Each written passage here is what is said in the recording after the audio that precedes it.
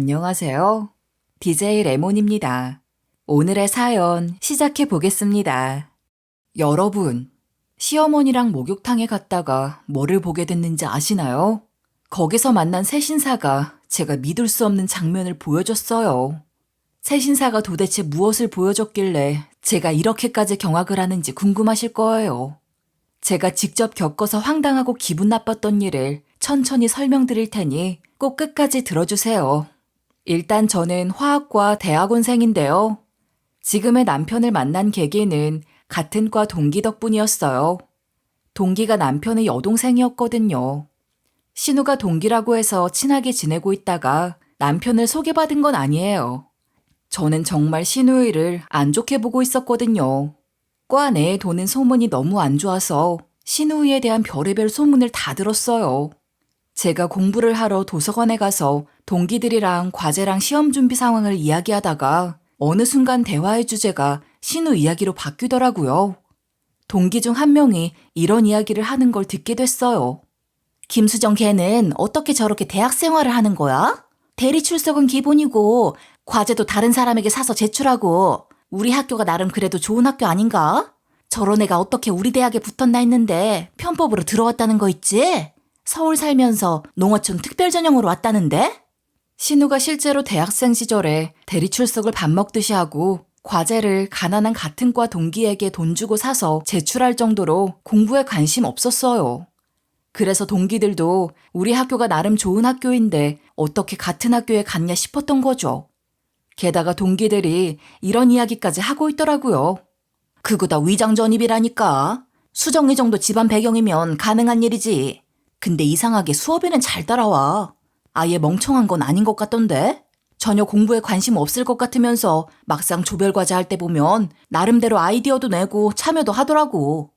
신우는 위장 전입하여 편법으로 농어촌 특별전형으로 학교에 간 케이스예요. 아무래도 시댁이 좀 잘 살아서 가능한 일이었죠. 그렇다고 해서 아예 멍청한 것은 아니고 어느 정도 공부는 했나 봐요. 저도 같이 조별과제도 해보니까 수업은 또 따라오긴 하더라고요. 동기도 어이가 없었는지 헛웃음을 지으면서 이런 말을 내뱉었는데요. 그래서 더 황당한 거야. 할 수 있는데 안 하는 거고 우리는 뼈 빠지게 공부하고 있는데 돈이랑 백으로 다 해결해버린 거잖아. 굳이 대학원까지 가면서까지 취업을 피하려고 한다는 게 말이 되냐? 신우는 듣자 하니 졸업하면 취업해야 하는데 공부를 핑계로 당장 취업하기 싫어서 대학원에 간 거래요. 그래서 그런지 신우가 진짜 잘 노는 편이었어요. 그런데 그런 사람이 저랑 똑같이 대학원생이 된 거예요. 저도 그 점이 불만이었는데 다른 동기도 이렇게 이야기하더라고요. 아마도 대학원에서 공부하는 척하면서 놀려고 그러는 거겠지. 취업하면 바쁘잖아. 학교 다니면 부모님 돈 쓰고 다닐 수 있으니까 대학원 간 거 아니야? 이렇게 동기들이 웅성거리는 걸 들은 적 있어서 신우이를 안 좋게 보고 있었는데요. 그리고 신우가 공부는 안 하고 잘 놀기만 하는 애인지 제대로 알게 된 계기가 있어요. 신우는 저랑 다르게 활발한데 저는 내성적인 편이거든요. 대학생 시절엔 MT 같은 조였던 적이 있었는데 전혀 친해지지 못했어요. 그때까지만 해도 대면대면했죠. 우리 과에 저런 애도 있지, 참, 하면서요. 그런데 어느 날부터인가 저한테 조금씩 친한 척을 하더라고요. 아마 저하고 친하게 지내는 게 득이 될 거라고 생각하고 그랬던 것 같아요. 그럴 수밖에 없는 게 제가 과대였으니까요. 제가 왜 그렇게 생각했냐고요? 강의가 끝나고 집으로 가려는데 신호가 다가와 저에게 이랬거든요. 야, 너 오늘 강의 어땠어? 나 진짜 하나도 못 알아들었는데 너는 다 이해했어? 이 수업 안 듣고 싶은데 이거 안 들으면 졸업을 못 한대. 너무 짜증나지 않냐? 전 일단 강의가 괜찮았다고 짧게 대답하고 교재를 정리하기 시작했는데요. 그러니까 신우가 갑자기 저한테 이런 제안을 하더라고요. 오늘 강의 전부 다 괜찮았다고? 역시 넌 진짜 똑똑하다니까. 그래서 말인데 우리 같이 스터디 그룹 만들면 어떨까? 나도 너처럼 잘하고 싶은데. 스터디 그룹은 개뿔. 신우가 같이 공부하자고 해놓고 저한테 시킬 게 다 보여서 바쁘다는 핑계를 댔죠. 그리고 책가방을 들고 강의실을 얼른 가려고 하는데 신우가 절 붙잡으면서 이러는 거예요. 아, 그래? 그럼 최소한 다음 시험 범위라도 알려줄 수 있어? 교수님이 말씀하셨을 때 나 잠깐 화장실에 갔었거든. 전 이런 신우를 얼른 떨쳐내려고 대충 시험 범위만 알려주고 강의실을 나왔어요. 과에서 굳이 분란 일으키기 싫어서 대학생 시절엔 이랬었죠.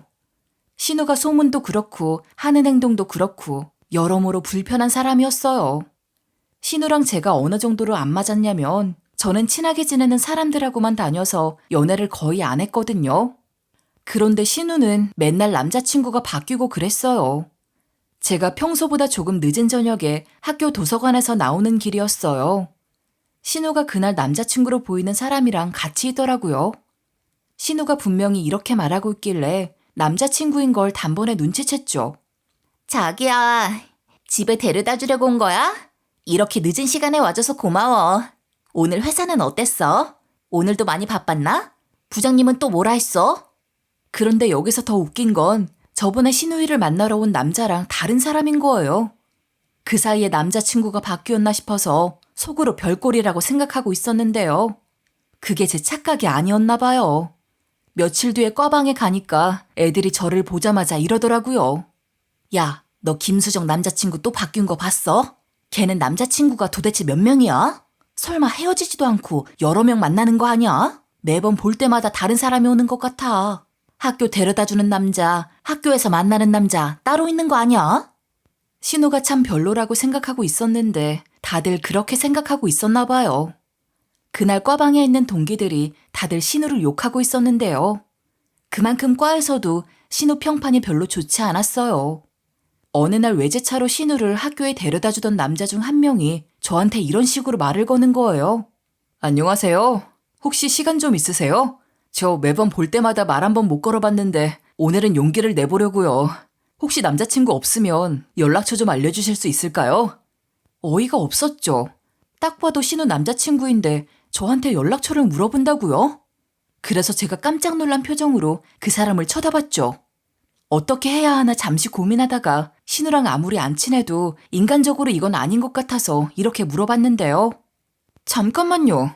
혹시 수정이랑은 무슨 사이세요? 수정이 남자친구분 아니세요? 저 아무것도 모르고 있는 거 아니에요. 여기서 이러시면 안 되죠. 제가 이런 식으로 따지니까 그 남자가 잠깐 당황하는 거예요. 그러다가 갑자기 웃음을 터뜨리더니 저보고 이러더라고요. 아, 저 수정이 남자친구 아니에요. 친오빠예요.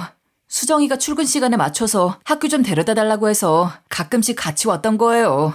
그러다가 그쪽을 본 적이 있어서 말을 건 거예요.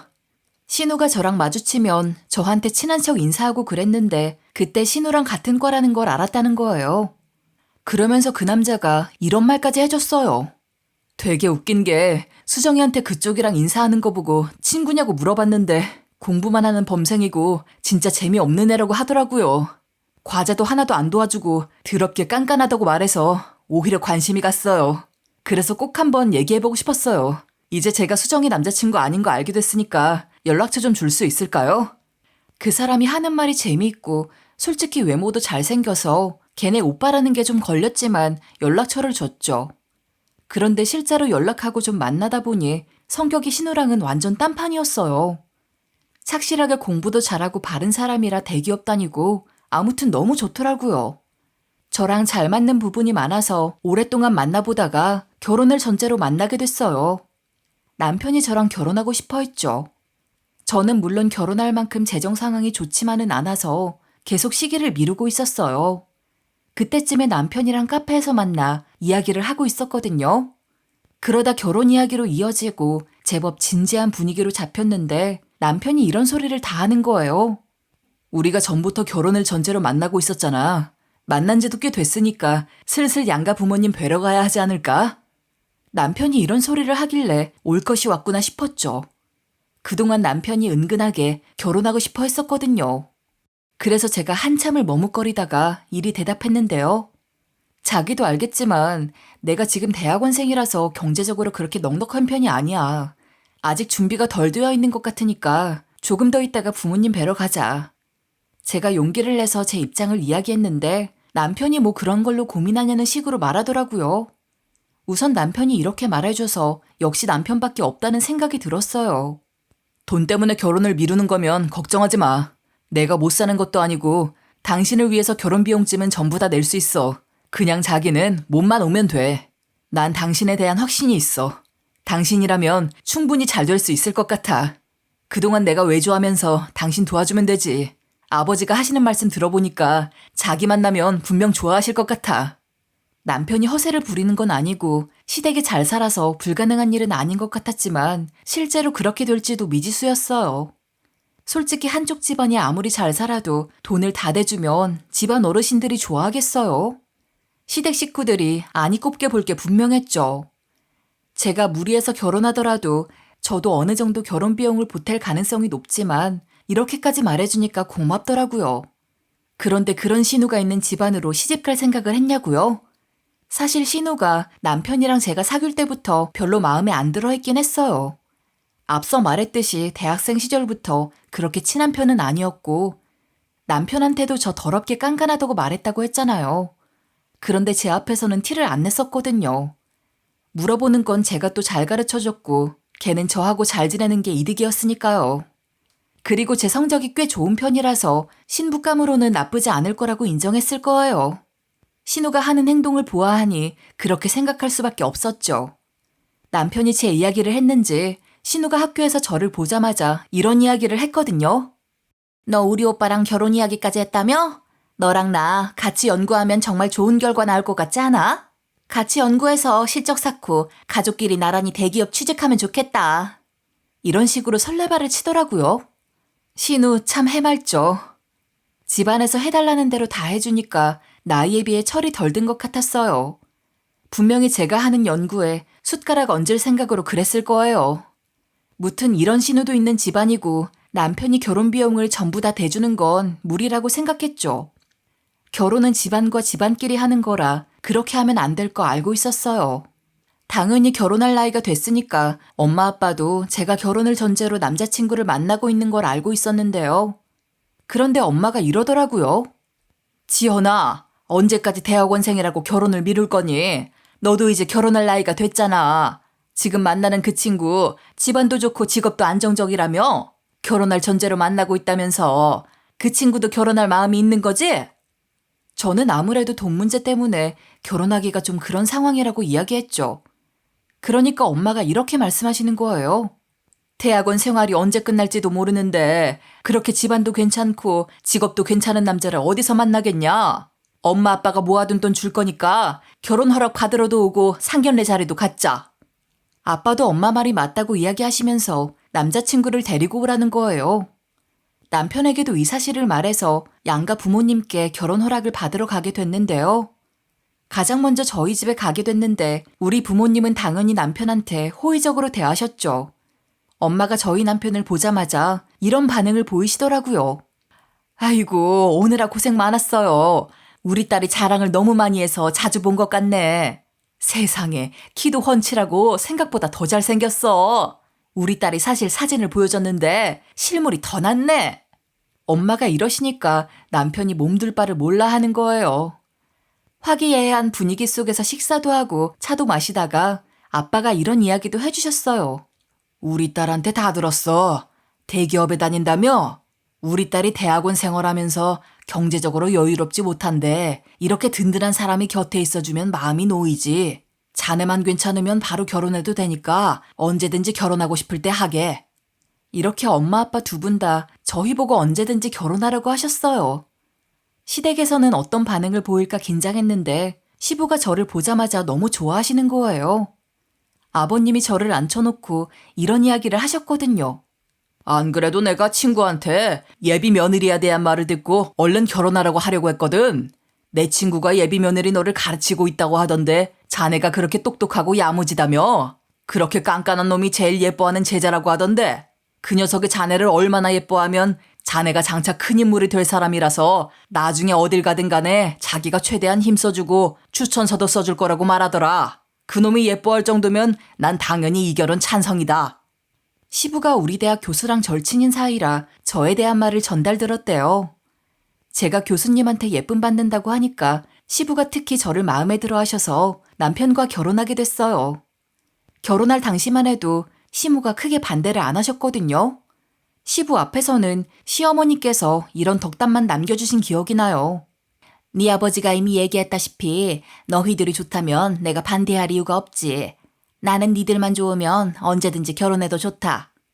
이렇게 말씀해 주셔서 저한테 별 감정이 없으신 줄 알았죠.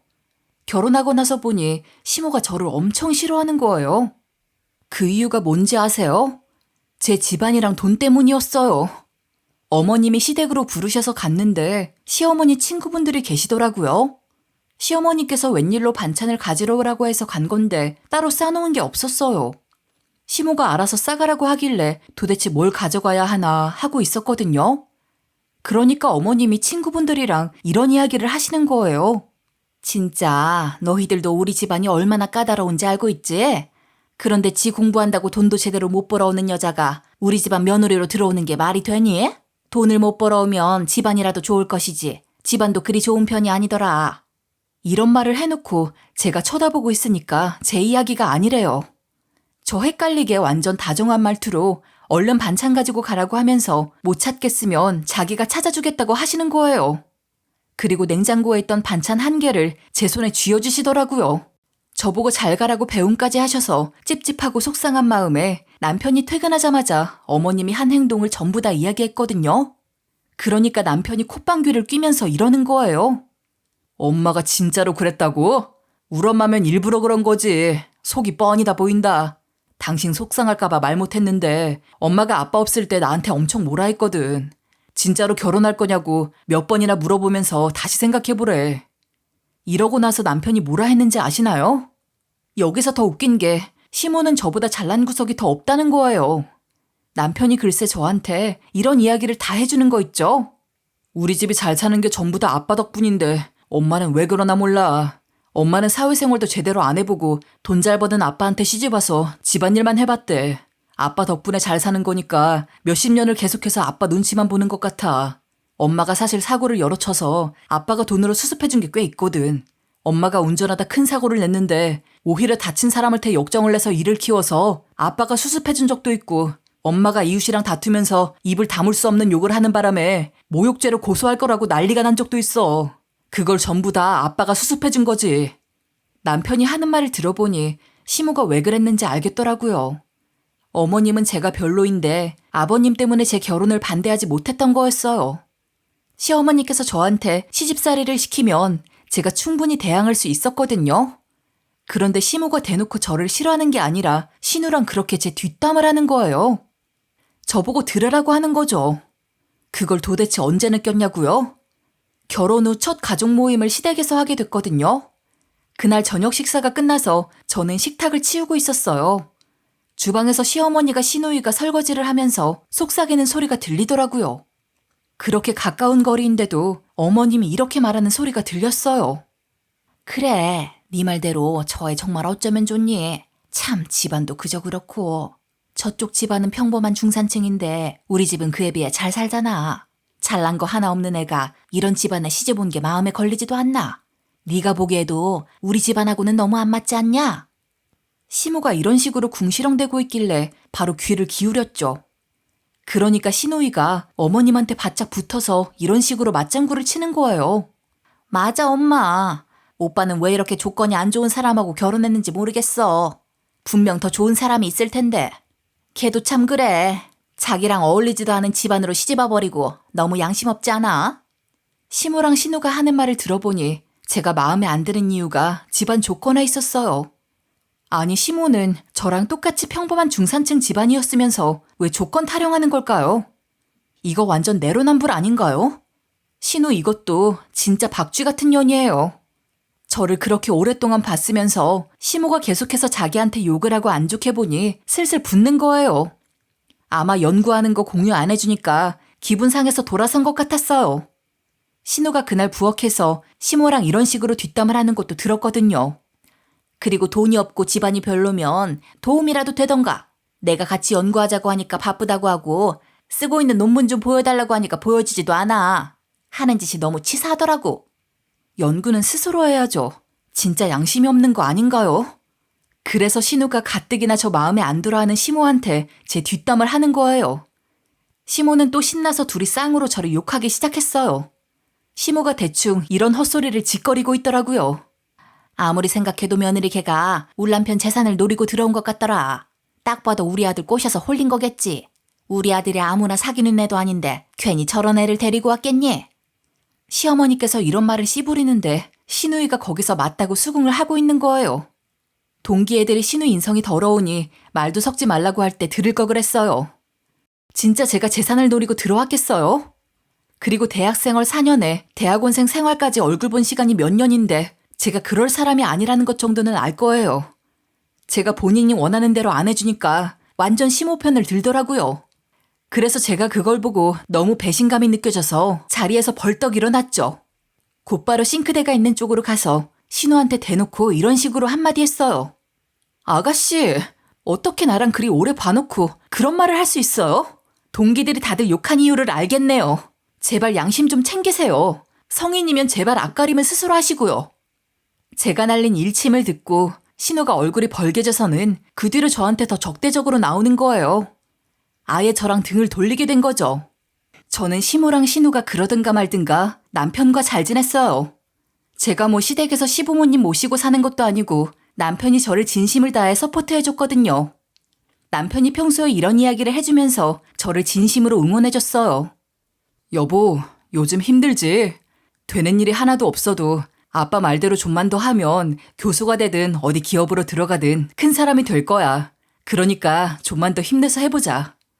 그리고 남편이 시모랑 신우가 뒤에서 속닥거리면서 꼬불줄 때 어떻게 했냐고요? 시모랑 신우가 그동안 저 말고 아무도 모르게 뒷담을 하다가 점점 과감해지더라고요. 이제는 대놓고 시모랑 신우가 저에 대한 말을 뒤에서 하고 있는 거예요. 제가 그때도 맞서려다가 남편이 나서서 이렇게 대꾸했었어요. 엄마랑 수정이 둘 다 그만 좀 해. 와이프가 듣고 있잖아. 그딴 식으로 말 좀 하지 마. 안 그래도 안 사람한테 다 들었거든. 계속 이렇게 뒤에서 말하면 어쩌자는 거야. 적당히 좀 해. 신우한테는 대놓고 니나 잘하라고 화를 내며 제 편을 들어주더라고요. 남편이 이렇게까지 저를 감싸주니까 명절 생신 이럴 때 시댁으로 올 수 있었던 거죠. 아니었으면 진작에 손절했을 거예요. 이제는 시모와 신우가 남편이 없을 때는 대놓고 트집을 잡아 저를 괴롭혔어요. 어떤 식으로 괴롭혔냐고요? 시모한테 갑자기 전화가 와서 받아보니까 어머님이 이러시더라고요. 너희들 주말인데 뭐 하고 있니? 아들이랑 같이 집에 있다고? 밥 먹으러 시댁으로 와라. 며느리 너도 주말이라 밥 차리기 귀찮을 거 아니야. 시어머니께서 집으로 초대를 해주셔서 시댁으로 가보니까 시모랑 신우가 웬일로 동태전을 굽고 있었어요. 저랑 남편이 왔다고 인사를 드리니까 어머님이 이러시는 거예요. 오랜만에 동태전을 좀 해봐서 불렀다. 이왕 하는 거 다 같이 나눠 먹게 많이 했거든. 얼른 먹어봐라. 간이 맞나 확인해봐. 남편은 동태전을 안 좋아하고 저는 엄청 좋아하거든요. 남편도 그 사실을 알고 이렇게 말하더라고요. 갑자기 웬 동태전? 우리 집에서 동태전 해먹은 적 없잖아. 집사람이 동태전 좋아한다고 하니까 사서 해본 거야? 제가 예전에 시댁 식구들이 전부 다 모였을 때 식당에 간 적이 있거든요.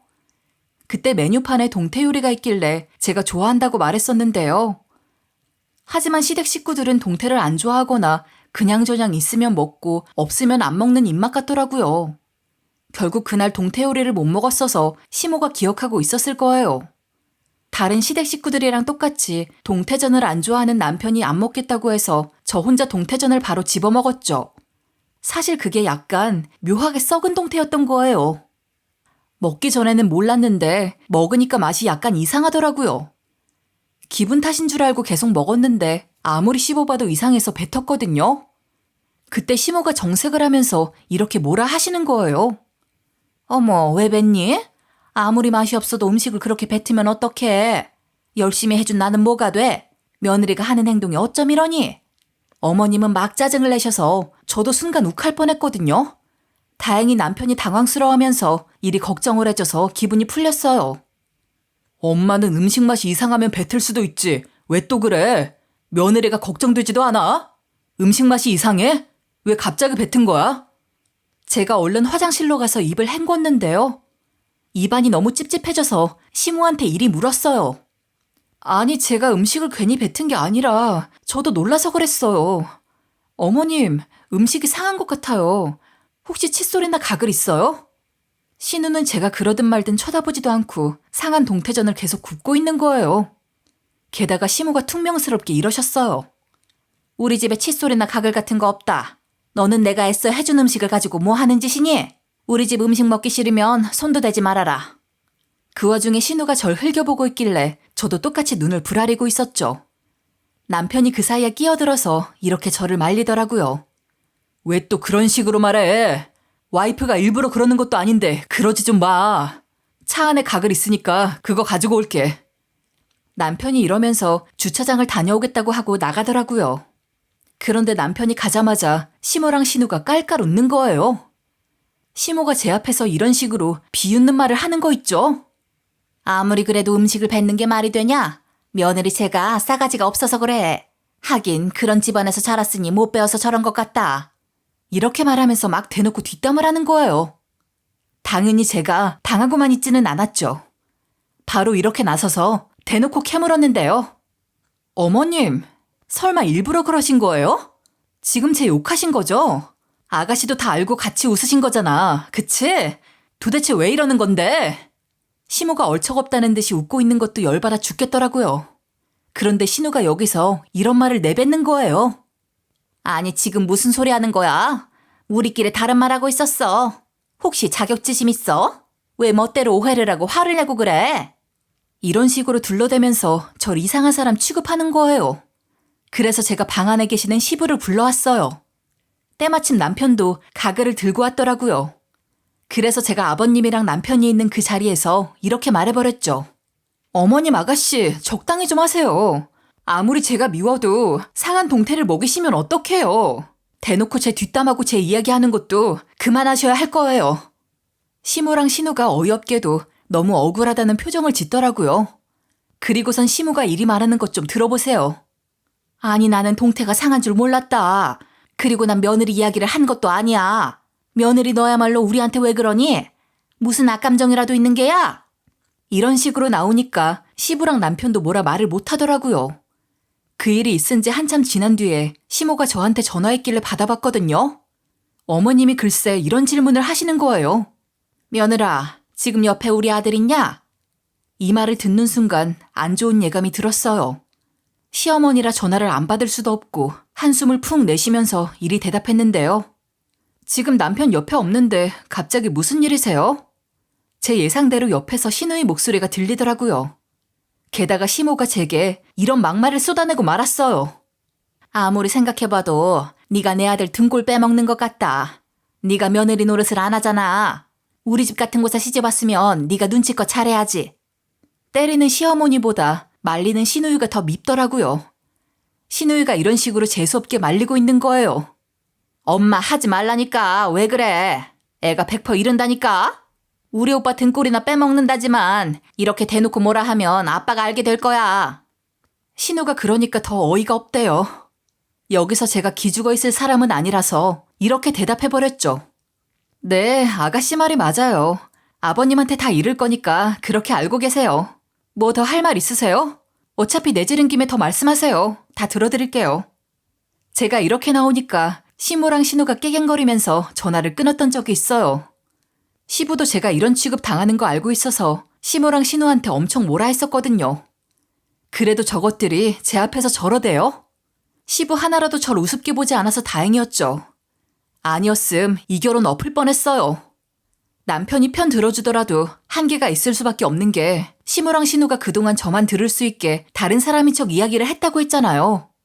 그래서 제가 지금 뭐라 했냐고 하면 매번 네 이야기 한 거 아니다 라는 식으로 나오더라고요. 그럴 때마다 정말 열불났죠. 남편이 잠깐 밖에 나갔다가 들어왔길래 제가 방금 받은 전화에 대해 이렇게 이야기해버렸어요. 여보, 아까 어머님한테 전화가 왔는데 뭐라 했는지 알아? 아가씨랑 같이 그러더라. 아버님 재산 빼먹으려고 시집왔니?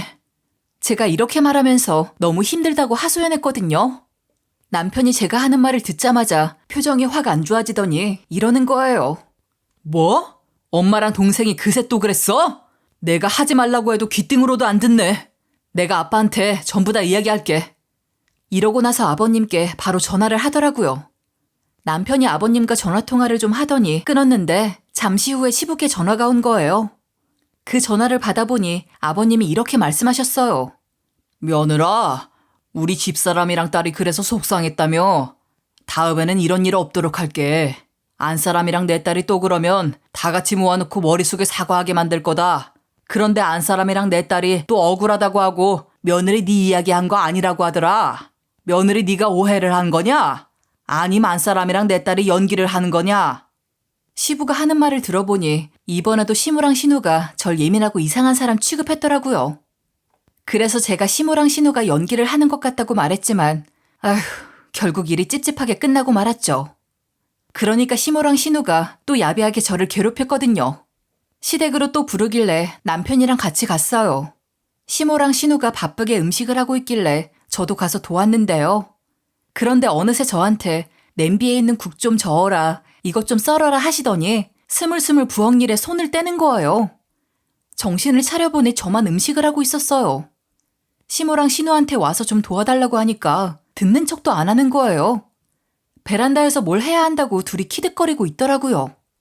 그때 남편이 와서 도와줬고 시부도 제가 한 걸 맛보더니 엄청 잘했다고 칭찬을 해주니까 참았어요. 일단 음식을 다 하니까 시모랑 신우가 와서는 밥을 먹어보는 거예요. 밥 먹을 땐 잘 먹어놓고 남편이랑 시부가 담배를 피운다고 자리를 비우니까 둘이서 엄청 속닥거리더라고요. 신우이가 이런 식으로 비아냥거리고 있었어요. 이렇게 맛없게 만들면 누가 먹어? 우리나 되니까 꾹 참고 먹어주는 거지. 이건 너무 맛없고, 이건 간이 너무 세고, 이건 짜고, 이건 너무 싱거운데? 제가 싹싹 비워놓고 뒤에서 무슨 말씀을 그렇게 하냐고 물었죠. 그런데 시무랑 신우가 자기들이 언제 그런 말을 했냐고 시치미를 떼는 거예요. 제가 남편이랑 시부가 담배를 피우고 돌아왔길래 시무랑 신우가 한 짓을 말해도 소용없었어요. 남편이 적당히 하라고 짜증을 내면 시모가 이러는데 어쩌겠어요. 우리는 딴 사람 이야기 한 거다. 전부터 왜 자꾸 그러는 거니? 우리가 무슨 잘못이라도 했나? 불만 있으면 대놓고 말해라. 남편이 제가 이렇게까지 무시당한다는 사실을 알고 이제 신우랑 시모만 있을 때는 시댁에 가지 말자고 하더라고요. 전 듣던 중 반가운 소리라서 시부가 계실 때만 다 같이 보자고 했어요. 그러면서 제가 연구 성과를 잘 내게 됐어요. 시모가 저한테 그동안 연락 한 번 없었거든요. 웬일로 전화가 와서 받아보니 제가 연구 성과를 잘 냈다는 소식을 들었나 봐요. 시모가 시부가 이러는 걸 들었대요. 아니, 내 친구가 며느리네 대학 교수라고 했잖아. 이번에 연구 성과를 상당히 잘 해내서 한 건 할 것 같다고 하던데. 그리고 신우도 학교에서 제 소식을 듣고 시모한테 전달했다는 거예요.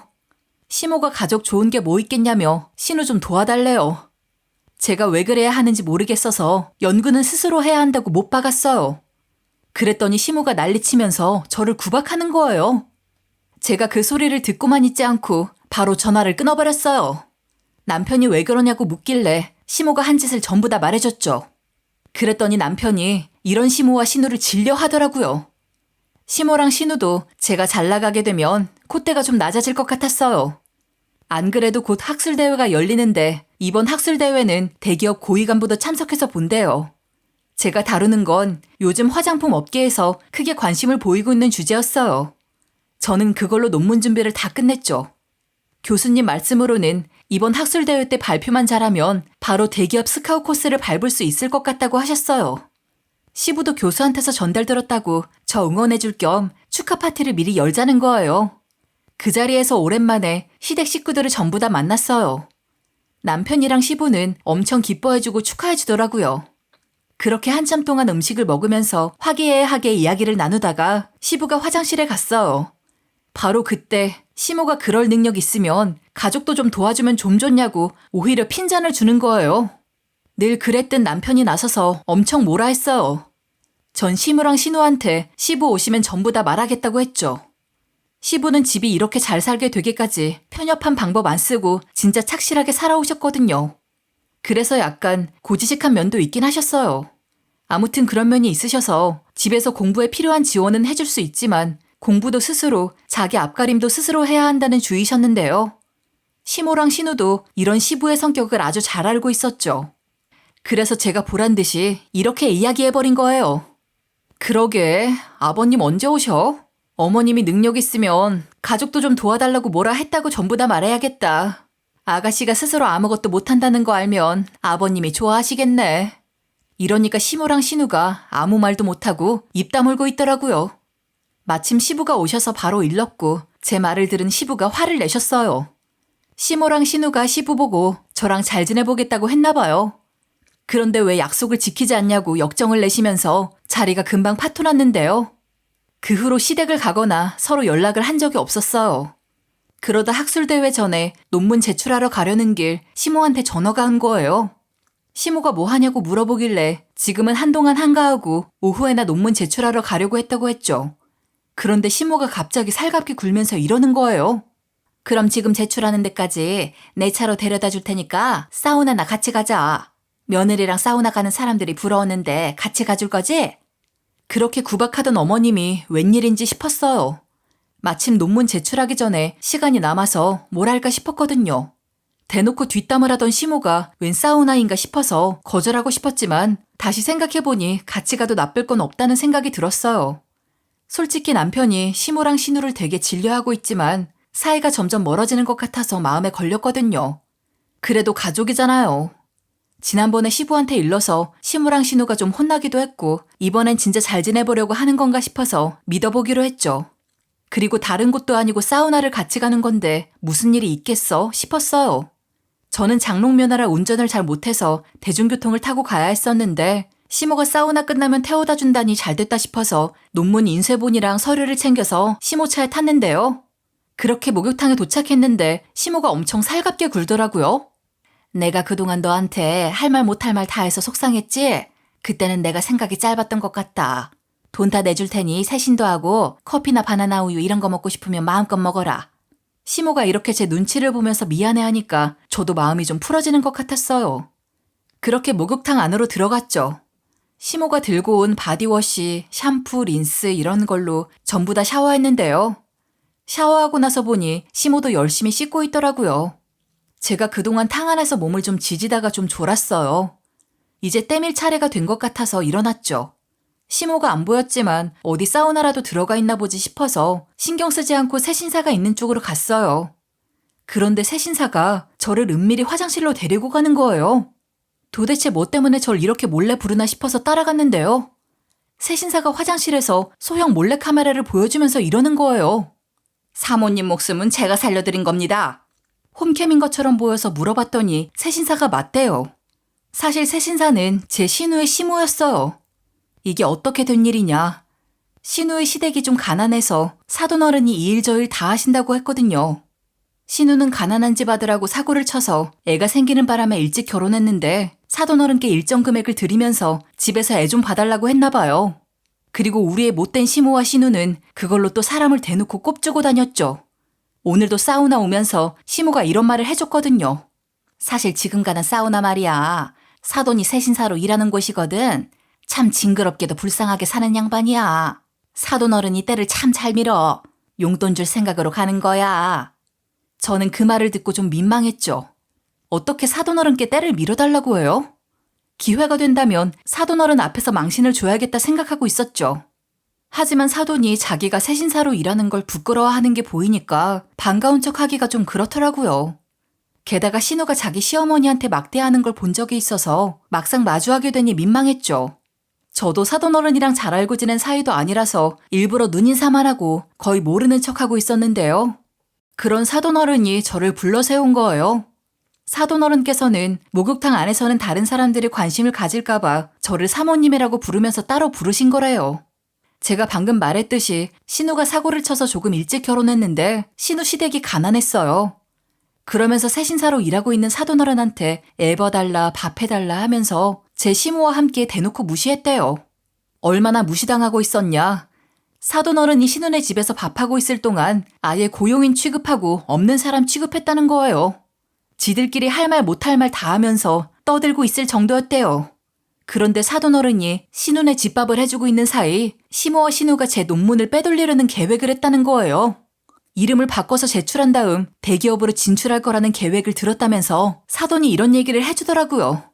사람 한 명 인생 망치겠구나 싶어 도와주고 싶었는데 어떻게 해야 할지 몰라서 일단 며느리네 집에 있던 홈캠을 몰래 떼왔어. 홈캠의 영상이랑 목소리가 다 녹화되고 녹음되어 있으니까 이걸로 증거 쓰거라. 다행히 홈캠하고 사돈어른 핸드폰하고 연동이 되어 있어서 저장되어 있는 영상을 볼 수 있었고 증거를 전부 다 확보할 수 있었어요. 그래서 전 새신이고 나발이고 당장 시모차로 달려갔죠. 당연히 뒷좌석에 뒀던 논문 인쇄본과 각종 서류를 담은 서류봉투가 통째로 사라져 있었어요.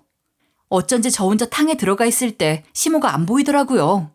시모가 신우 불러다가 제 거 빼돌리려 잠깐 나갔나 봐요. 제가 그래서 근처에 주차되어 있던 차들에 붙어있는 차량 전화번호 알림판을 보고 연락했어요. 그리고 112에 전화를 해서 이렇게 부탁드렸죠. 네, 거기 경찰서죠? 제 논문 인쇄본이 도난당해서 그런데 도와주실 수 있나요? 제 차에서 도난당해서 지금 주차장에 있어요. 제 차량 근처에 다른 차들도 많이 있어서 아마 블랙박스를 확인해보면 될 것 같아요. 경찰 아저씨께 협조해달라고 부탁하고 근처에 주차되어 있던 차들의 블랙박스를 확보했는데요. 그 와중에 시모가 완벽 범죄라고 생각했는지 뻔뻔하게 자기 차를 찾으러 온 거예요. 그래서 제가 이렇게 따지기 시작했죠. 제가 지금 어머님이랑 아가씨 경찰에 신고했거든요. 여기 주차장에 있는 블랙박스 전부 다 확인해 볼 거니까 거기서 딱 기다리고 계세요. 시모가 그때부터 아무 대꾸도 하지 못하고 얼굴이 새하얗게 변해버리더라고요. 경찰이 일단 서로 가서 이야기를 하자고 해서 시모를 경찰서로 데리고 갔어요. 경찰서에서 모든 영상을 확인하고 시모와 신우가 그걸 계획적으로 빼돌렸다는 것이 입증됐어요. 블랙박스에 시모와 신우가 빼돌리면서 한 대화 때문에 훔쳤다는 사실이 탄로난 거예요. 블랙박스 영상 속에서 시모가 이런 이야기를 하고 있었거든요. 이제 며느리한테서 훔친 이 논문으로 우리 딸 대기업 보낼 수 있겠네. 이름만 바꿔서 제출하면 아무도 모를걸? 시모가 이러니까 신우가 웃음을 터뜨리면서 제가 알기 전에 얼른 제출해야겠다고 한 거예요. 결국 이런 대화가 찍혀서 시모랑 신우의 죄가 확실하게 드러난 거죠. 그러니까 시모가 울고불고 난리치면서 신우에게 전화를 하고 있더라고요. 수정아, 지금 큰일 났다. 경찰들이 다 알아버렸어. 다 들켜버렸다고. 경찰들이 이미 블랙박스를 전부 다 뒤져봤어. 우리가 가져간 걸 알아버렸는데 어쩌면 좋니? 그거 제출하지 말고 돌아와라. 그거 내버리면 너도 나도 끝장이야. 신우가 시모가 하는 말을 듣고 다시 논문 인쇄본과 서류를 들고 돌아오더라고요. 그렇지만 저는 두 사람을 절도죄로 신고해버렸어요. 그리고 저는 이 사실을 남편과 시부도 알아야 할 것 같아서 모두 연락을 드렸어요. 남편은 반차 쓰고 달려오고 시부도 이게 무슨 일이냐고 하면서 헐레벌떡 달려오셨는데요. 저는 남편이랑 시부한테 아주 냉정한 목소리로 이리 말해버렸죠. 여보랑 아버님은 잘 들으세요. 저 이제 어머님이랑 아가씨를 제대로 참교육해 줄 거예요. 그 논문은 제가 제 발로 뛰어다니며 모은 자료들이고 며칠 밤을 새우고 코피 줄줄 흘려가며 힘들게 만든 논문이에요. 그만큼 제 인생을 갈아 넣어 만든 논문이란 말이에요. 그런데 저하고 친하게 지내고 싶다는 걸로 꼬드겨서 불러내놓고 한다는 게 제 인생과도 같은 것을 도둑질하다뇨. 인간적으로 이건 절대로 용서할 수 없는 행동이에요. 괘씸해서 선처나 합의 같은 거 절대로 안 해줄 거예요. 그때 시모랑 신우가 네 남편 가족인데 어떻게 그럴 수 있냐며 경찰서에서 제 머리채를 잡은 거예요. 남편이 그 모습을 보고 오히려 저에게 엄청 부끄러워하며 미안해했어요. 저는 시모랑 신우를 폭행죄로도 신고했죠. 그러니까 시모랑 신우가 억울하다면서 사돈어른이 홈캠을 빼돌렸다는 이유로 신고할 거래요. 진짜로 사돈어른을 경찰서로 부르길래 역시나 시모랑 신우답다고 생각했어요. 전 시모랑 신우가 이럴 줄 알았거든요. 시모랑 신우가 자기네들 대화를 엿들었다고 도둑질 운운하며 신고할 거라고 뭐라 할 줄 알았어요. 그래서 미리 법적으로 알아놓은 부분이 있어서 제가 바로 대꾸했죠. 대화가 종료된 상태에서 녹음물을 재생해 듣는 행위는 불법이 아니라고요. 경찰서에 와 있던 사돈어른이 제 말을 듣고 이런 말을 하더라고요. 봐봐, 불법이 아니라네. 댁들은 그런 짓을 저질러 놓고 왜 이렇게 뻔뻔하대요? 그럼 남의 논문 빼돌려서 이익 보려고 한 게 자랑이라는 거예요? 지가 잘못해놓고 나한테 화풀이하네. 시모랑 신우가 이 말을 듣고도 결국 아무것도 하지 못했어요. 그대로 참교육을 받게 된 거죠. 그렇게 시간이 지나 제가 학술대회에서 무사히 발표를 하게 됐어요. 지금은 스카웃 제의가 들어와서 논의 중인데요. 그리고 제가 대학원 윤리위원회에 신우를 신고해서 신우는 퇴학당할 예정이래요. 신우랑 시모가 윤리위원회 신고만 철회해주면 안 되냐고 비는데 저는 그럴 생각이 없거든요. 그러던 어느 날 교수님이 교수실로 저를 부르더라고요. 제가 교수실로 가보니까 신우가 교수님한테 빌러온 거예요. 교수님이 저를 보자마자 신우가 사과는 했냐고 물어보셨어요. 제가 바로 사과를 받은 적 없다고 하니까 신우는 교수님 앞에서 이런 식으로 생쇼를 하는 거예요. 내가 정말 미안해. 내가 한 행동들 전부 다 잘못됐다는 거 알아. 용서받을 수 없을지 몰라도 내게 진심으로 사죄하고 싶어. 저한테 무릎 꿇고 빌었지만 저는 사과를 할 거였으면 경찰서에서 했을 거라며 안 믿는다고 사과를 안 받아줬어요. 그러니까 교수님도 신우 보고 나가라고 하더라고요. 신우가 그날 추하게 쫓겨나고 교수님한테 용서받지도 못했죠. 그 뒤로 남편이 시댁과 연락을 단절하자고 해서 편하게 지내고 있어요. 그리고 제가 또 시부한테 들은 기가 막힌 소식이 있거든요. 결국 신우가 보다 못한 심해부에 의해 직계존속에 대한 부당대우로 이혼 소송을 당하고 있는 중이래요. 시부는 시모 때문에 엄청 열이 받으셨죠. 자기 몰래 그런 짓을 꾸몄다고 짐 싸들고 나가라고 하는데 시모가 무릎 꿇고 싹싹 빌었다고 하더라고요. 하지만 시부가 신우랑 시모가 쌍으로 사돈 어른께 무례하게 굴어왔던 것도 신우가 이혼 소송 당하면서 알게 되셨대요. 시부께서 어찌나 화가 나셨는지 아주 단호한 목소리로 이리 말씀하시는 거예요. 그동안 살아오면서 와이프 뒤치다꺼리 하면서 살았거든. 이런 못된 짓거리까지 뒤치다꺼리 하기 도저히 싫고 같이 살기 싫다. 그래서 작은 집 얻어다 줄 테니 나가라고 내쫓아버렸어. 뿐만 아니라 신우가 이혼 소송 도와달라고 한 것도 스스로 해결하라고 하신 후 신우가 사는 집도 뺏어버렸대요. 그래서 신우랑 시모 그리고 신우 애까지 셋이서 작은 빌라에서 살고 있다고 전달 들었어요. 애가 있으니 시부가 내쫓으면서 카드를 주시긴 했는데 최소한의 생활비만 넣어주고 있대요. 그래서 시모랑 신우가 저랑 시부한테 좀 도와달라고 연락하긴 했는데 우리는 당연히 무시했죠. 남편도 시모에게서 온 전화 받고 바로 단칼에 거절했어요. 이게 바로 인과응보 아닌가요? 저를 무시하고 괴롭힌 것도 모자라 제가 그동안 개고생한 성과까지 빼앗으려고 한 업보죠. 남편도 시모랑 신우 영원히 안 보겠다고 했어서 마음이 편안해졌어요. 게다가 시부가 전화하셔서 이런 말씀까지 해주시더라고요. 며느리 너한테 너무 미안하다.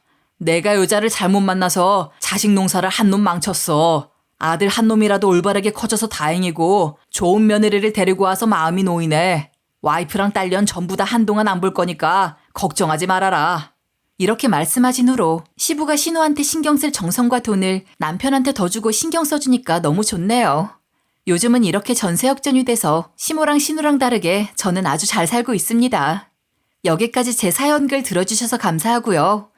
여러분도 저랑 비슷한 일을 당하고 계신다면 인과응보가 뭔지 확실하게 보여주세요.